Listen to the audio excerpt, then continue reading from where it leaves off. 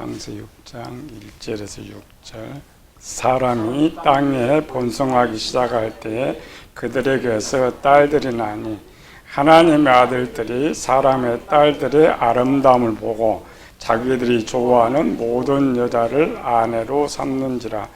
여호와께서 이르시되 나의 영이 영원히 사람과 함께하지 아니하리니 이는 그들이 육신이 됨이라. 그러나 그들의 날은 120년이 되리라 하시니라. 당시에 땅에는 네피림이 있었고 그 후에도 하나님의 아들들이 사람의 딸들에게로 들어와 자식을 낳았으니 그들은 용사라 고대 명성 있는 사람이었더라. 여호와께서 사람의 죄악이 세상에 가득함과 그의 마음으로 생각하는 모든 계획이 항상 악할 뿐을 보시고 땅 위에 사람 지으셨음을 한탄하사 마음에 근심하시고.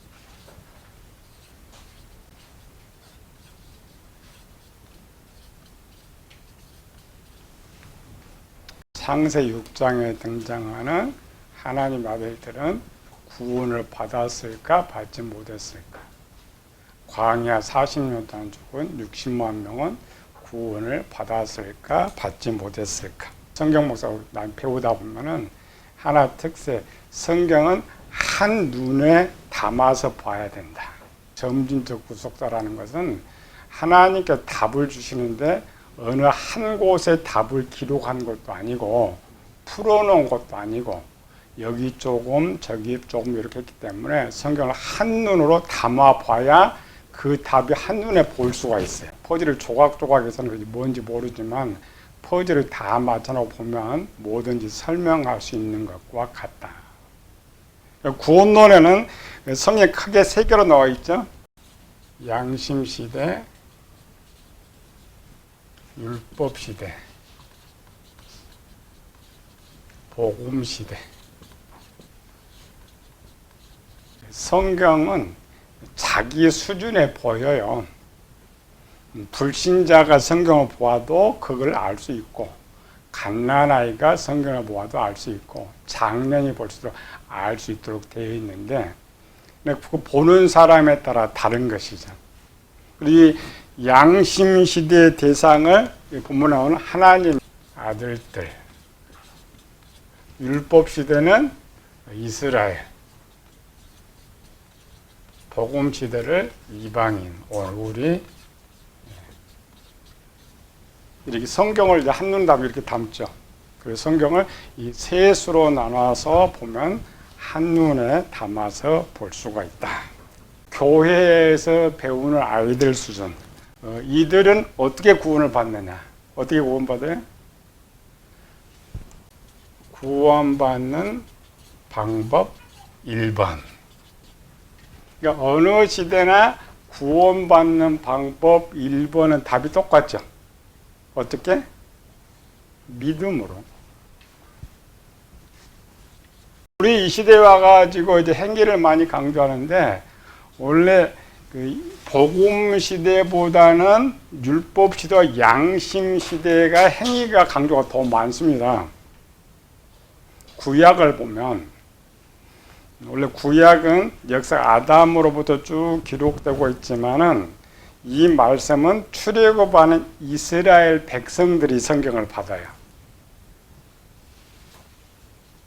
이 말은 그 시대 양심 시대의 사람들에게 내용이 별로 없어요. 성경에 기록되어 있을 뿐이지. 그래서 구약은 뭐냐? 출애굽한 이스라엘 백성들에게 주시는 하나님의 명령이다. 하나님의 구약의 명령 속에는 뭐가 없냐면은 믿으면 구원 받는다라는 구절이 한 곳도 없어요. 구약에는. 신약에는 보면 계속 믿으면 구원 받는다. 믿으면 구원 받는다. 그럼 구약에는 뭐 있느냐? 행위만 있어요. 이거는 없는데 행위만 있어요. 신약을 가만히 보면 신약은 믿으면 구원 받는다라는 내용인데 행위는 별로 없어요. 논하긴 논하지만 차이가 뭐냐. 구약에는 이스라엘 백성들은 태어날 때부터 하나님 백성으로 하나님 신으로 믿는 사람이기 때문에 그들 굳이 하나님 믿으라, 믿으면 구원받는 이런 내용이 필요가 원래 없는 거예요. 우리 있다고 착각하는 거죠. 구약에 원래 없어요. 왜? 태어날 때부터 저 하나님 자기의 신이기 때문에 자동으로 믿는 거예요. 그럼 뭐만 남느냐? 행위만 남아요. 그래서 율법은 뭐예요? 행위를 말하거죠. 로마서 8장에서 육신으로 말미암아 율법의 육신으로 할 수 없는 그것을 율법의 요구는 행위를 말해요. 그럼 왜 구약은 행위를 말할까? 이걸 이제 우리 잘못해서 자꾸 신약에서 행위를 많이 강조하죠. 우리 앞에 배웠죠? 신약의 행위는 구원받기 위한 조건의 행위가 아니고 믿음을 보여주는 행위예요. 구약과 행위는 전혀 다릅니다. 구약은 구원을 얻기 위해서 행위를 해요. 이상한 말이죠. 신약은 행위를 아무리 잘한다고 해서 구원을 얻지 못해요. 이상하죠. 구약은 원래부터 하나님을 믿고 있는데 왜 행위를 해야만 구원을 받느냐. 그것도 모르고 가르치고 그것도 모르고 성경을 읽어요. 1번은 하나님 믿으면은 구원을 받는 것은 맞는데 양심시대, 율법시대 요거 따로 복음시대에 구원받는 방법이 달라요. 구원의 조건이 다릅니다.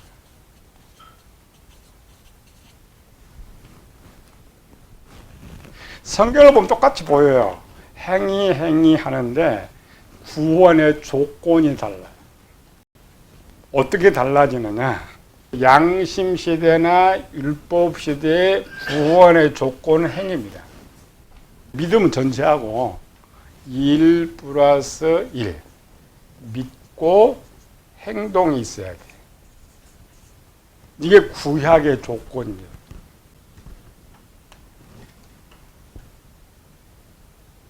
우리는 성경 건성으로 읽으니까 구약도 하나님 믿는 걸 요구한다. 아닙니다. 전제 믿는데 왜 행위를 요구하느냐? 구약은 행위가 구원의 조건입니다. 요즘 목사를 잘못해가지고 신약도 우리도 믿고 행위를 굉장히 강조하는데 신약은 행위가 구원의 조건이 아닙니다.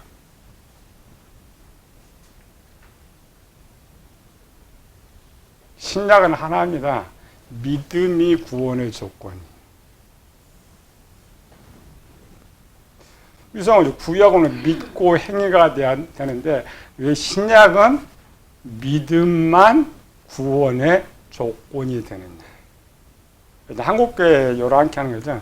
변승훈이나 뭐 전태식 이런 사람들 그게 막 엄청 부흥돼요. 왜 부흥되느냐? 믿음보다 행위를 많이 강조. 왜 기성교회는 믿음만 강조하느냐? 행위가 있어야 구원을 받는다. 말은 맞는데 그 행위를 잘못 가르쳐 주니까 그래요. 야고보가 뭐라고 했어요? 행함이 없는 믿음이 죽은 믿음이다. 우리는 구원을 얻기 위해서 행위를 하는 것이 아니고 믿음을 보여주기 위해서 행위를 하는 거예요. 그러니까 행위가 없다는 거 안 믿는다는 거예요. 행위가 있다는 걸 믿는다는 거예요. 저도 한 걸음 더 나가죠. 행위를 강조하면서 또 플러스를 하나 시켜요. 이거 플러스 시키면 완전 사기꾼들인데 행위는 구원의 조건만 해야 되는데 교회에서 행위를 복으로 자꾸 붙여놔. 11조 잘하면 복 받는다. 봉사 잘하면 복 받는다. 전도 잘하면 복 받는다. 성경 그는 한 곳이 없습니다. 그런데 구약에는 있어요. 못 찾죠? 구약의 기록 이렇게 보면은 누가 무엇을 했더니 복을 주었다. 신랑 그런 기록 하나도 없습니다. 야곱이 서원을 했더니 복을 주었다. 한나가 서원을 했더니 복을 주었다. 입다가 서원을 했더니 복을 주었다. 맞습니다. 구약은 맞아요. 왜? 구원의 조건과 복의 조건, 행동은 맞습니다. 그걸 이제 그렇게 보고 온 사람이 신약에 와가지고 그걸 연결해요. 신약에서는 행위는 단 믿음과 구원만 연결시켜야 맞아요. 추가로 연결시키면 사기꾼들이 왜 뜯어내기 위한 사기꾼들이 절대 그렇게 가르치면 안 됩니다. 우리가 믿는 것은 주인이기 때문에, 하나님 나의 주인이기 때문에 그냥 순종하는 거예요.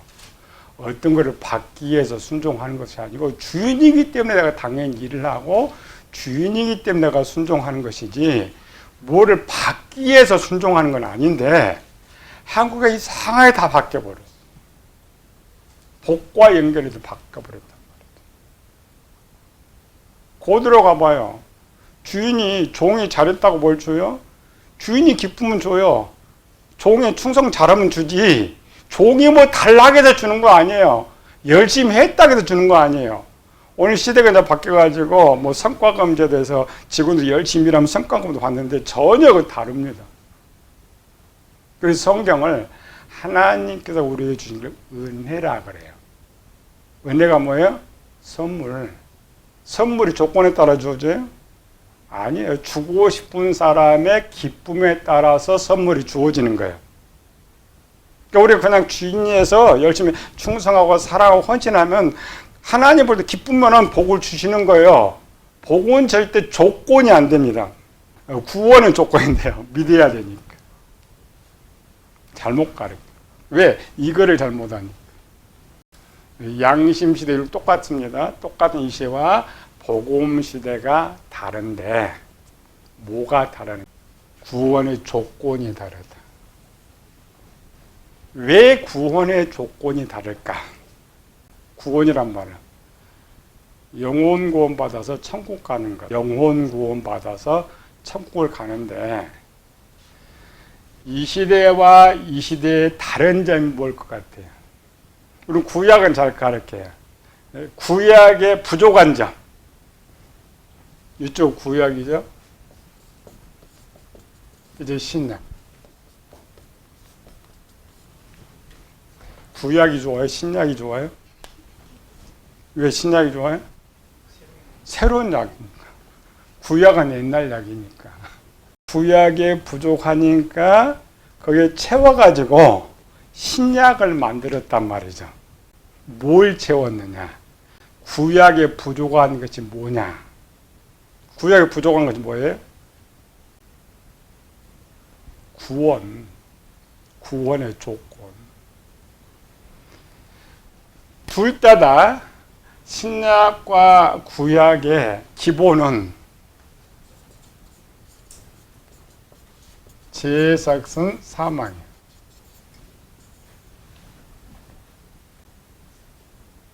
이 말은 죄를 지으면 천국을 못 간다 이 말입니다. 세상 사람들은 죄 해결 방법이 없으니까 아예 천국을 못 가는 것이고, 그리고 구약에는 하나님 믿어도, 신약도 말이야, 하나님 믿어도 예수님 믿어도 죄를 지으면 지옥 갑니다. 잘 들어야 돼요. 신약에서 구원파처럼 죄를 지으면 우린 죄가 아니다. 그래서 천국 간다. 아닙니다. 성경은 신약이나 구약이나 똑같이 죄의 삭은 사망이에요. 그래서 구약에는 이 사망을 면하게 하기 위해서 구약에 줬던 조건이 뭐였어요? 제사입니다.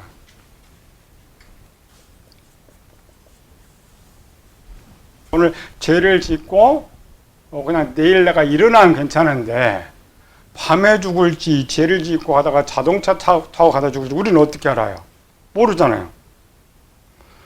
그 시대 바로 죄를 짓고 뭐 회개했으면 죄가 없는 상태에서 바로 죽으면 천국을 가는데 원칙이 죄의 싹은 사망이나 죄를 짓고 죽으면 지옥이기 때문에 그리고 구약은 제사를 통하여서 속죄제, 속건제 또 그나마 모르고 지나가는 건 대속죄를 통하여서 다 해결해 주는데 문제는 사람이 한 번만 죄를 짓는 것이 아니라 시도 때도 없이 죄를 짓는다는 거예요. 그리고 구약은 날마다 드리는 제사라는 말은 날마다 죄를 짓기 때문에 항상 뭐가 문제예요? 죄가 짓는 순간에 지옥이 기다려요. 죄가 짓는 순간에 지옥이 기다리는. 그게 구약입니다. 이 말은 뭐냐면 내가 병이 들었는데 약을 오늘 먹었더니 좀 괜찮아져. 내일 되니까 또 발병해. 약을 또 먹어. 내일 또 발병해. 그러면 약을 어떻게 해야 돼요? 새로 개발해야지. 신약 만들어야 돼. 한 번 먹고 이길 수 있는 신약. 구약의 부족한 부분은 죄를 완전히 해결할 수 없었다라는 거예요. 그리고 여기 율법은 다른 죄를 짓지 말라는 거죠. 플러스 이제 신약으로 오면 선도 행해야 되는데 죄를 짓지 않으면 율법의 요구가 죄 짓지 말라는 거예요. 죄를 깨닫고 죄를 짓지 마라. 그러나 죄를 지으면 그 문제를 제사를 통하여서 해결하라. 물론 해결하는 방법도 여러 가지 있다겠죠. 그래서 구약 시대는 조건이 그래도 행위가 되어 있는 거예요. 완성이 안 돼. 누가 신약이 그럼 여기다 뭐 하나 플러스 시켰다겠죠. 이를 플러스 시켰더니 신약이 나왔어요. 죄의 문제를 해결했단 말이에요.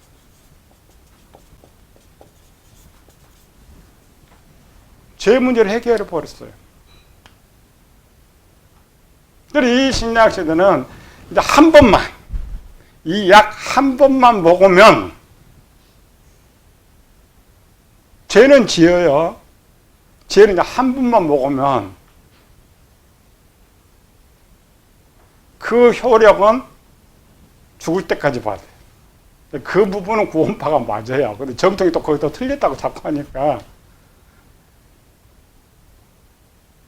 정통이 잘못 가르쳐놓은 거예요. 구원파는 예수님이 이걸 해결했으니까 이제 죄가 아니다.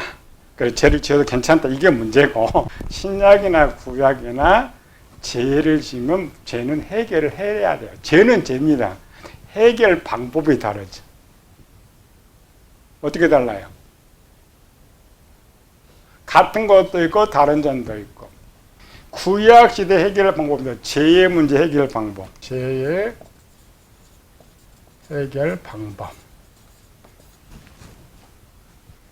우리는 이제 속죄제 생각할 때 하나님 제사에 간다 이렇게 하죠. 아닙니다. 1번, 2번 세 가지의 방법을 통과해야 구약 기도도 죄의 문제를 해결됩니다. 단순히 제사장에 가서 속죄제 드려서 죄가 해결되는 건 아닙니다. 여기서 쓸만한 걸 신약도 써요. 첫 번째 뭐예요? 마태복음 5장에 예수님께서 설명하고 있죠. 구약을 토탈해서 제물을 제단 앞에 드리다가 형제에게 원망 들을 만한 일이 생각나거든 제물을 그대로 두고 가서 문제를 해결하고 와서 제물을 드려라. 구약시대도 내가 어떤 사람한테 잘못 죄를 졌죠. 속죄가 문제가 아니라 그 사람의 보상의 문제입니다. 그 사람이 잘못을 이제 용서를 해줄 때에 우리나라 법도 마찬가지입니다.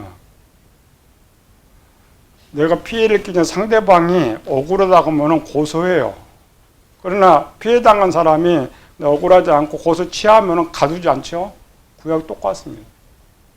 문제를 해결하고 그 다음에 속죄제를 드리러 가는 거예요. 근데 두 번째는 뭐냐?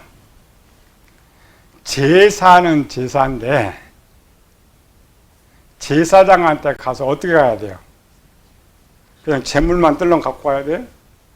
요한일서 1장에 만일 우리가 우리 죄를 자백하면, 구약은 그런 내용이 없단 말이죠. 이거를 신약에서 가르쳐줘요. 그러니까 성경에 그랬죠. 한 곳에 다 기록하지 않는다겠죠.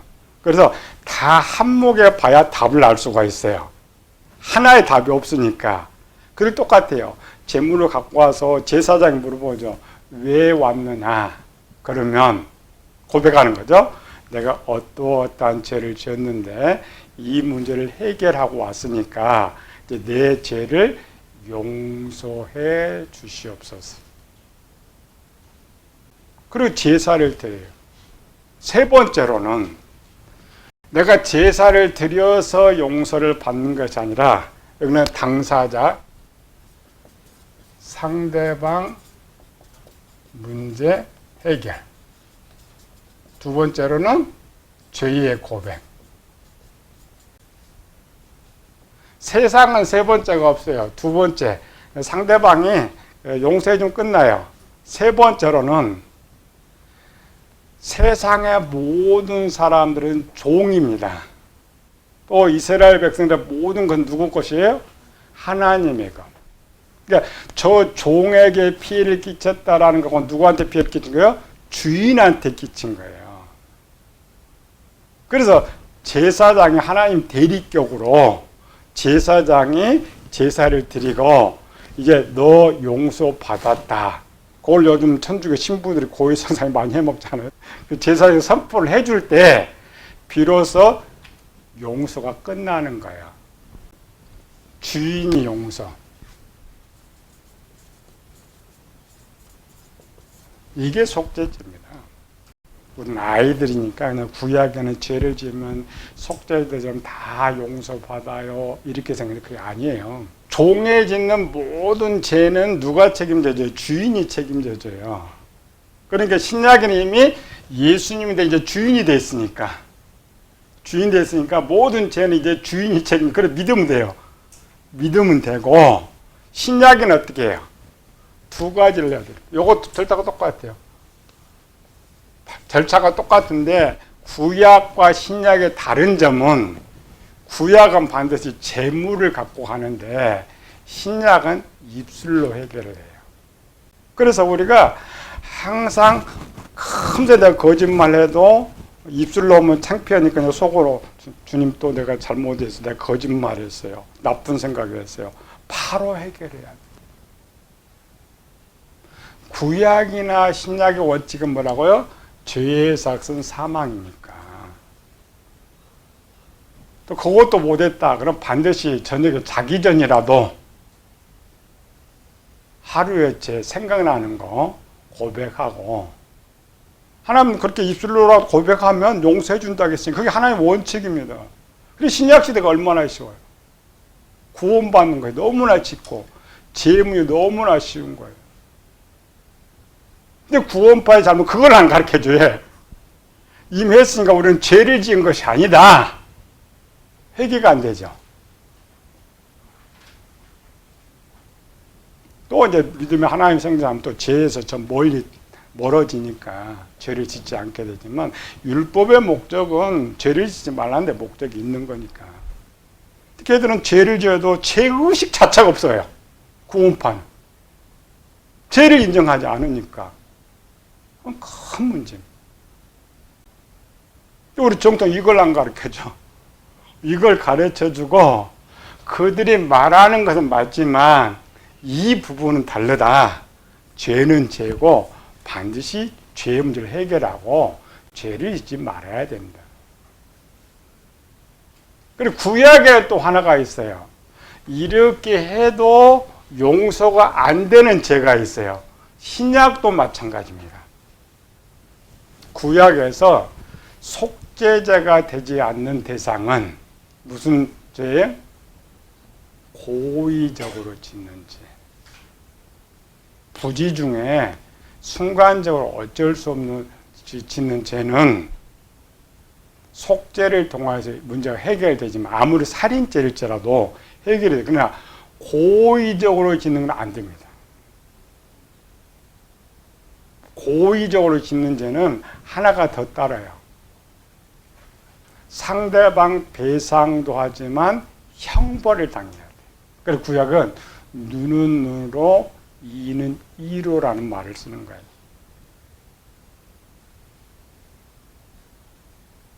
신약은